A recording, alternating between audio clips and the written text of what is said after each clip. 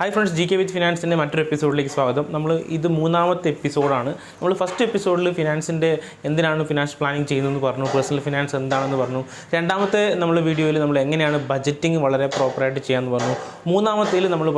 actually 50-30-20 rule finance currently income manage. This is actually very important. We video emergency fund create emergency fund. എന്തിനാണ് emergency fund create ചെയ്യുന്നത്? നമുക്കറിയാം, നമ്മൾക്ക് ഒരു വരുമാനം വരുന്നുണ്ടെങ്കിൽ തീർച്ചയായിട്ടും നമുക്ക് ഡെഫിനറ്റ്ലി കഴിഞ്ഞ ക്ലാസ്സിൽ പറഞ്ഞ പോലെ നമുക്ക് നീഡ് ഉണ്ടാവും, നമുക്ക് വാണ്ട് ഉണ്ടാവും, നമുക്ക് സേവിങ്സ് ഉണ്ടാവും. നമ്മൾ ആക്ച്വലി 50-30-20 ആണ് നമ്മൾ ചെയ്യുന്നതെങ്കിൽ നമുക്ക് ആക്ച്വലി ടെക്നിക്കലി പറഞ്ഞു കഴിഞ്ഞാൽ ഒരു വളരെ കുറഞ്ഞ എമൗണ്ട് മാത്രമേ അക്കൗണ്ടിൽ സേവിങ്സ് ആയിട്ട് ഉണ്ടാവുള്ളൂ. പക്ഷേ പെട്ടെന്നൊരു എമർജൻസി വന്നാലോ, ആർക്കെങ്കിലും ഒരു അസുഖം വരുന്നു, ഇല്ലയെന്നുണ്ടെങ്കിൽ നിങ്ങൾക്കൊരു പെട്ടെന്നൊരു ഒരു വിവാഹം അല്ലെങ്കിൽ അങ്ങനത്തെ എന്തെങ്കിലും ഫങ്ഷൻസ് വരുന്നു, അല്ലെങ്കിൽ നിങ്ങളുടെ ഫ്രണ്ട്സിനൊരു എമർജൻസി വരുന്നു, ഒരു അത്യാവശ്യം വരുന്നു, നിങ്ങളുടെ ഫാമിലിയിൽ ഒരു ബൾക്ക് എമൗണ്ടിൻ്റെ ഒരു ആവശ്യം വരുന്നു. അത്തരത്തിലുള്ള സന്ദർഭങ്ങളിൽ നമുക്ക് ആക്ച്വലി ഇൻട്രസ്റ്റിനോട് കൂടിയിട്ട് കടമെടുക്കാതെ നമുക്ക് ചെയ്യണമെന്നുണ്ടെങ്കിൽ തീർച്ചയായിട്ടും നമുക്കൊരു ഫണ്ട് നമ്മൾ സ്റ്റോർ ചെയ്യേണ്ടതുണ്ട്. അങ്ങനെ നമ്മൾ പേഴ്സണലി നമ്മുടെ അക്കൗണ്ടിൽ എമർജൻസി സിറ്റുവേഷനുകളിൽ മാത്രം ഉപയോഗിക്കാൻ വേണ്ടി നമ്മൾ ബഫർ ചെയ്യുന്ന ഫണ്ടിനെയാണ് നമ്മൾ എമർജൻസി ഫണ്ട് എന്ന് പറയുന്നത്. അപ്പോൾ ഇത് എത്രയാണ് നമുക്ക് വേണ്ടതെന്നുള്ളതാണ് ക്വസ്റ്റ്യൻ. എമർജൻസി ഇതൊരു ലംസം എമൗണ്ടാണ്. നമുക്ക് തീർച്ചയായിട്ടും അറിയാം, ഇപ്പം ഇതൊരു മാസം ഒരു മന്ത് എടുക്കുകയാണെങ്കിൽ ഇദ്ദേഹം സേവ് ചെയ്യുന്നത് 5500 ആണ്. അപ്പോൾ എത്ര രൂപയാണ് ഒരു വ്യക്തിയുടെ കയ്യിൽ എമർജൻസി ഫണ്ട് ഉണ്ടാവുക? Most of the time emergency fund എപ്പോഴാണ് ഉപകാരപ്പെടുക വെച്ച് കഴിഞ്ഞാൽ, സ്ഥിര വരുമാനം കിട്ടുന്ന ഒരു ജോലി ഉണ്ടാകുന്ന സമയത്ത് പെട്ടെന്ന് ആ ജോലി നഷ്ടപ്പെടുന്നു. അപ്പോൾ നിങ്ങൾക്ക് ഒരു പുതിയൊരു ജോലി കണ്ടെത്താൻ വേണ്ടിയിട്ട്, ഇതാണ് കോമൺ സിനാരിയോസ്. ഇപ്പോൾ പുതിയൊരു ജോലി കണ്ടെത്താൻ വേണ്ടിയിട്ട് നമുക്ക് എന്ത് ചെയ്യും, മിനിമം ഒരു 6 അല്ലെങ്കിൽ 4 to 5 മാസം എടുക്കുകയാണെങ്കിൽ നിങ്ങൾക്ക് ഡെഫിനറ്റ്ലി അറിയാം, ഈ നീഡ് എന്നുള്ള സാധനം ഒരിക്കലും നിൽക്കില്ല. ഇത് കണ്ടിന്യൂസ് ആയിട്ട് പോയിക്കൊണ്ടിരിക്കേണ്ടതാണ്. നമുക്ക് ജോലി ഉണ്ടെങ്കിലും ജോലി ഇല്ലെങ്കിലും ഈ സാധനം കൊടുക്കണം. അപ്പോൾ നമ്മൾ ബേസിക് ആയിട്ടുള്ള നീഡുകളെ കവർ ചെയ്യുന്ന ഒരു ഫണ്ടിനാണ് നമ്മൾ എമർജൻസി എന്ന് പറയുക. അപ്പോൾ ഇവിടെ നോക്കുകയാണെങ്കിൽ എമർജൻസി ഫണ്ട് നമ്മൾ നീഡ് എത്രയാണെന്ന് നോക്കുക. Need into 12. പല ആൾക്കാരും പല രീതിയിലാണ് പറയുക. പക്ഷേ തമ്പ് റൂൾ ആക്ച്വലി ഇവിടെ വളരെ ലോ ആയിട്ടുള്ള ഒരു ബേസിക് സാലറി ഉള്ള ഒരു വ്യക്തിയാണ് ഇവിടുത്തെ. അപ്പം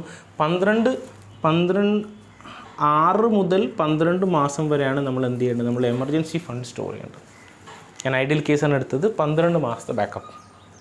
ഇതെന്തിനാണ് ആവശ്യം? നിങ്ങൾക്കറിയാം, നിങ്ങൾക്ക് പെട്ടെന്നൊരു എമർജൻസി വന്നു കഴിഞ്ഞാൽ നമുക്ക് ആ ഒരു എമൗണ്ട് കൊടുക്കേണ്ടി വരും. ഇല്ലെങ്കിൽ നിങ്ങളുടെ ജോലി സെർച്ച് ചെയ്യുന്ന സമയത്ത് നമ്മൾ ഈ കാര്യങ്ങളൊക്കെ നടക്കേണ്ടി വരും. മറ്റാൾക്കാരെ ആശ്രയിക്കാതെ ചെയ്യണമെങ്കിൽ നമ്മൾ ബാക്കപ്പായിട്ടൊരു എമൗണ്ട് കൊടുക്കും. ഇത് നമ്മൾ ഇൻവെസ്റ്റ്മെൻ്റ് അല്ല, ഇത് ആക്ച്വലി എമർജൻസി ഫണ്ടാണ്. ഓക്കെ, അപ്പം 6 to 12 സമയത്ത് ഇവിടെ എത്ര വരിക? ഇവിടെ 12,000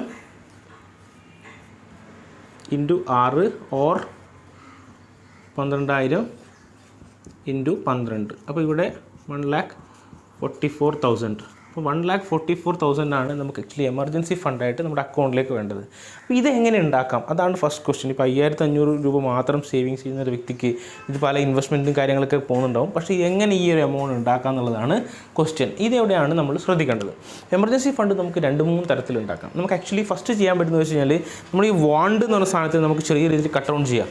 വാണ്ട് എന്നുള്ള സാധനത്തിനെ കട്ട് ഡൗൺ ചെയ്യുന്ന സമയത്ത് ഒന്നും സംഭവിക്കും, അതിനകത്തുള്ളൊരു എമൗണ്ട് നമുക്ക് എമർജൻസി ഫണ്ടിലേക്ക് ഇട്ടുകൊണ്ടേയിരിക്കാം.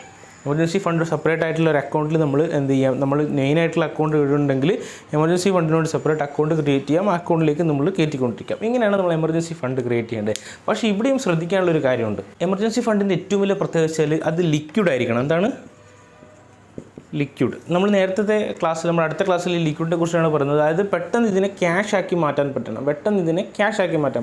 അപ്പോൾ നമുക്ക് കിട്ടുന്ന ഫണ്ടിൽ, നമ്മൾ എമർജൻസി ഫണ്ടിൽ എന്ത് ചെയ്യണം, നമ്മൾ ഡയറക്റ്റായിട്ട് ക്യാഷ് എന്നുള്ളൊരു കമ്പോണൻറ്റ് ഇൻവോൾവ് ആണ്. അതേപോലെ തന്നെ നമുക്ക് എന്ത് ചെയ്യണം, ലിക്വിഡ് അസറ്റ്സ്, ഹൈ ആയിട്ടുള്ള പെട്ടെന്ന് തന്നെ നമുക്ക് ലിക്വിഡൈസ് ചെയ്യാൻ പറ്റുന്ന രീതിയിലുള്ള അസറ്റ്സും നമുക്ക് ആവശ്യമുണ്ട്. അപ്പോൾ നമ്മൾ ടെക്നിക്കലി ഈ 1,44,000 ആണ് നമ്മളുടെ ആക്ച്വലി എമർജൻസി ഫണ്ടെങ്കിൽ, ഓക്കെ, നമ്മൾ ചെയ്യേണ്ടത് 10% മസ്റ്റായിട്ടും എപ്പോഴും നമ്മൾ എന്ത് ചെയ്യണം, ക്യാഷ് ആയിട്ട് സൂക്ഷിക്കണം. 10% എപ്പോഴും ക്യാഷ് ആയിട്ട് ഉണ്ടാവണം. ഓക്കെ, അത് നിങ്ങൾക്ക് പലതരത്തിൽ ചെയ്യാം. നിങ്ങൾക്ക് വീട്ടിൽ ക്യാഷായിട്ട് സൂക്ഷിക്കാം, ബാങ്കിൽ സൂക്ഷിക്കാം. ഇത് നിങ്ങളുടെ എമർജൻസി ഫണ്ടാണ്. ഇത് നിങ്ങൾ ഡേ ടു ഡേ ആക്ടിവിറ്റി ചെയ്യുന്ന ഫണ്ടല്ല, എമർജൻസി ഫണ്ടാണ്. 14,400 rupees നമ്മൾ എമർജൻസി ആയിട്ട് എന്തെങ്കിലും എമർജൻസി വന്നു കഴിഞ്ഞാൽ നമുക്ക് ബാക്കിയുള്ള 90%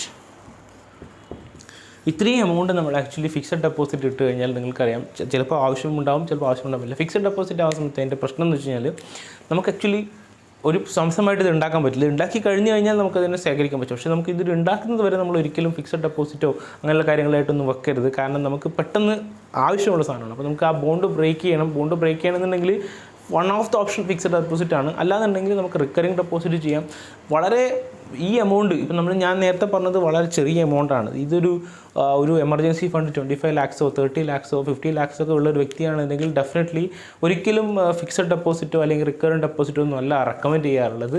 മ്യൂച്വൽ ഫണ്ട്സ് ആണ്. അതായത് ലിക്വിഡൈസ് ചെയ്യാൻ പറ്റുന്ന ലിക്വിഡ് ആയിട്ടുള്ള മ്യൂച്വൽ ഫണ്ട്സ് ആണ് അസെറ്റ്. അത് കാരണം വെച്ചാൽ അതിനകത്തൊരു ബേസ് ഗ്രോത്ത് എന്ന് പറഞ്ഞ സാധനമുണ്ട്. ഇൻഫ്ലേഷൻ ഇപ്പോൾ കറൻ്റ്ലി 5.6% എങ്ങനെയാണ്. അപ്പോൾ അതിനെ ബീറ്റ് ചെയ്യണം. കാരണം എല്ലാ വർഷങ്ങളിലും ഈ എമർജൻസി ഫണ്ട് ഡിപ്രിഷ്യേറ്റ് ചെയ്ത് കഴിഞ്ഞാൽ പ്രശ്നമില്ലേ. അപ്പോൾ അത് ബീറ്റ് ചെയ്യുന്ന രീതിയിൽ അതിൻ്റെ ഓൾമോസ്റ്റ് ഇതായിട്ട് പോകുന്ന രീതിയിലുള്ള ലിക്വിഡ് അസറ്റ്സിലേക്ക് ആൾക്കാർ ഇൻവെസ്റ്റ് ചെയ്യാൻ പറയാറുണ്ട്. അപ്പോൾ നമ്മൾ അതിനെക്കുറിച്ചിട്ട് ഇപ്പോൾ കറൻ്റ് ഡിസ്കസ് ചെയ്യാത്തതുകൊണ്ട് ഞാനത് പറയുന്നില്ല. ഞാൻ ആക്ച്വലി നിങ്ങളോട് പറഞ്ഞു വെച്ച് കഴിഞ്ഞാൽ നമ്മുടെ എമർജൻസി ഫണ്ടിൽ ഒരു കമ്പോണൻറ്റ് ക്യാഷ് ആയിട്ട് ഉണ്ടാവണം. ബാക്കി കമ്പോണൻറ്റ് നമുക്ക് പെട്ടെന്ന് ലിക്വിഡൈസ് ചെയ്യാൻ പറ്റുന്ന എന്തെങ്കിലും ഒരു സോഴ്സ് ഓഫ് ഇതാക്കിയിട്ട് സോഴ്സ് ഓഫ് അസറ്റ്സ് ആയിട്ട് വെക്കാം.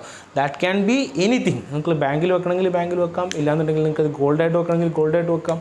നിങ്ങൾക്കത് ആക്ച്വലി പെട്ടെന്ന് അതിനെ ഒരു 1 day കൊണ്ടോ അല്ലെങ്കിൽ നമ്മൾ ക്യാഷ് കഴിഞ്ഞ് കഴിഞ്ഞാൽ ഉടനെ നെക്സ്റ്റ് ഡേ 1 day കൊണ്ടോ ഇതൊക്കെ നമുക്ക് എന്ത് ചെയ്യണം, അതിനെ ലിക്വിഡാക്കി മാറ്റാൻ പറ്റുന്നതായിരിക്കണം.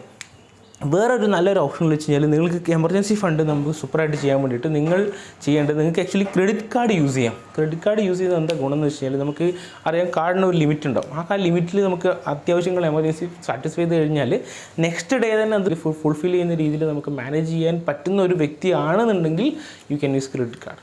അപ്പോൾ ഇതൊക്കെയാണ്. പറ്റുന്നില്ല എന്നുണ്ടെങ്കിൽ വളരെയധികം ബുദ്ധിമുട്ടുകളുണ്ടാവും. അപ്പോൾ അങ്ങനെ രീതിയിൽ നമുക്ക് എമർജൻസി ഫണ്ട് മാനേജ് ചെയ്യാം. അപ്പോൾ നമ്മുടെ ഒരു വ്യക്തിയെ സംബന്ധിച്ച് ഇപ്പോൾ 5,000 rupees മാത്രമാണ് സേവിങ്സിലേക്ക് പോകുന്നതും നമ്മൾ 8,000 rupees ആണ് നമ്മൾ ആക്ച്വലി 7,000 rupees ആണ് നമ്മൾ ആക്ച്വലി വാർഡിലേക്ക് ചെയ്യുന്നതെങ്കിൽ കൂടി ഈ എമർജൻസി ഫണ്ട് ഉണ്ടാക്കാൻ വേണ്ടിയിട്ട് നിങ്ങൾക്ക് ഈ ഇത്രയും ഉള്ളൊരു എമൗണ്ട് ഉണ്ടാക്കാൻ വേണ്ടിയിട്ട് നിങ്ങൾക്ക് ചെയ്യാൻ പറ്റുമെന്ന് വെച്ചാൽ എന്തെങ്കിലും രീതിയിൽ ലംസം എമൗണ്ട് വരികയാണെങ്കിൽ നിങ്ങൾ ഇതിലേക്ക് ഇൻവെസ്റ്റ് ചെയ്യാം. ഇതൊരിക്കലും നിങ്ങളുടെ ഇൻവെസ്റ്റ്മെൻ്റ് അല്ല, ഇതൊരിക്കലും നിങ്ങളുടെ സേവിങ്സ് അല്ല. ഇത് ആക്ച്വലി എമർജൻസിക്ക് വേണ്ടിയിട്ടുള്ള ഫണ്ടാണ്. ഒരിക്കലും തെറ്റിദ്ധരിക്കരുത്. എമർജൻസിക്ക് വേണ്ടിയിട്ടുള്ള മാത്രം ഫണ്ടാണ്. അപ്പോൾ ഇത് നിങ്ങളുടെ എന്താ പറയേണ്ടത്, നിങ്ങൾക്ക് ലംസം എമൗണ്ട് കിട്ടുന്നുണ്ടെങ്കിൽ ഇതിലേക്ക് മാറ്റാം. അല്ല നിങ്ങൾക്ക് എന്തെങ്കിലും കുറിയോ അല്ലെങ്കിൽ നിങ്ങൾക്ക് എന്തെങ്കിലും നറുക്കോ എന്തെങ്കിലും അങ്ങനത്തെ എന്തെങ്കിലും കിട്ടിക്കഴിഞ്ഞാൽ ചെയ്യാം. നിങ്ങൾക്ക് ആരെങ്കിലും പാരൻസോ എന്തെങ്കിലും ഗിഫ്റ്റ് തന്നതിനകത്തേക്ക് മാറ്റാം. അങ്ങനെ ഈ സാധനം പെട്ടെന്ന് അക്യൂമുലേറ്റ് ചെയ്തതിന് ശേഷം മാത്രം നിങ്ങൾ അടുത്ത ഓപ്ഷനിലേക്ക് പോവുക. എന്താണ് ഇൻവെസ്റ്റ്മെൻറ്റ്. ഇൻവെസ്റ്റ്മെൻറ്റ് ചെയ്യുന്നതിന് മുമ്പ് കൃത്യമായിട്ട് നമ്മൾ ചെയ്യേണ്ട ഫസ്റ്റ് കാര്യമാണ് എമർജൻസി ഫണ്ട്. അപ്പോൾ ഇത് ക്രിയേറ്റ് ചെയ്യാനുള്ള മാർഗ്ഗം ഞാൻ പറഞ്ഞു. നിങ്ങൾക്ക് ഇത് എത്ര ഫാസ്റ്റായിട്ട് ക്രിയേറ്റ് ചെയ്യാൻ പറ്റുന്നു അത്ര ഫാസ്റ്റായിട്ട് നിങ്ങൾക്ക് എന്ത് ചെയ്യാൻ പറ്റും, ആ ഇൻവെസ്റ്റ്മെൻറ്റ് ഓപ്ഷനിലേക്ക് കടക്കാൻ പറ്റും. ഇത് ക്രിയേറ്റ് ചെയ്യാതെ ഇൻവെസ്റ്റ്മെൻറ്റ് ചെയ്ത് കഴിഞ്ഞാൽ തീർച്ചയായിട്ടും നമുക്ക് അറിയാം ഇൻവെസ്റ്റ്മെൻറ്റിൽ തന്നെ പല രീതിയിലുണ്ട്. നമുക്ക് ലോങ് ടേം ഇൻവെസ്റ്റ്മെൻറ്റ് ഒക്കെ ഉണ്ട്. അപ്പോൾ നമുക്ക് പെട്ടെന്ന് ഒരു എമർജൻസി വന്നു കഴിഞ്ഞാൽ നമ്മൾ ഇൻവെസ്റ്റ് ചെയ്ത എമൗണ്ട് പോലും നമുക്ക് എടുക്കാൻ പറ്റാത്തൊരവസ്ഥ വരും. അത് ഒഴിവാക്കാനാണ് നമ്മൾ ഈ ഒരു ഫസ്റ്റ് സ്റ്റെപ്പായിട്ട് എമർജൻസി ഫണ്ട് ക്രിയേറ്റ് ചെയ്യുന്നത്. അപ്പോൾ ഈ ഒരു വീഡിയോ ഇഷ്ടപ്പെട്ടെങ്കിൽ ലൈക്ക് ചെയ്യാൻ മറക്കരുത്. നമ്മൾ അടുത്ത ഇതിൽ നമുക്ക് നിക്ഷേപത്തിൻ്റെ പല സാധ്യതകളും അതിൻ്റെ ഫണ്ടിനെ കുറിച്ചൊക്കെയാണ് കാര്യങ്ങൾ പറയാൻ പോകുന്നത്. അപ്പോൾ ഡെഫിനറ്റ്ലി നമുക്ക് അടുത്ത വീഡിയോയിൽ കാണാം. Thank you so much.